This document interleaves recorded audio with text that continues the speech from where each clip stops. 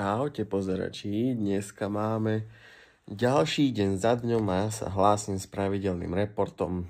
Dneska takto netradične ešte z postele. Každopádne máme 18. júna, meniny oslavuje Vratislav. Také meno som ešte nepočul. Vratislav, ani som sa ešte s nikým nestretol, aby sa tak volal. Vratislav. Zaujímavé. Každopádne prajem mu všetko najlepšie a veľa zdravia, šťastia, veľa zdravia, šťastia.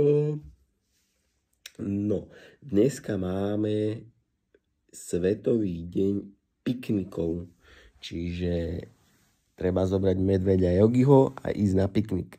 Kto nevie prečo medveďa Yogiho, tak potom nech si pustí zvučku medveďa Yogiho na YouTube a bude vedieť prečo sa spája medveď Yogi s piknikom. Lebo mal rád piknikové koše predsa. Každopádne dneska bude pekne, čo keď pozerám z okna. Takže užite si deň.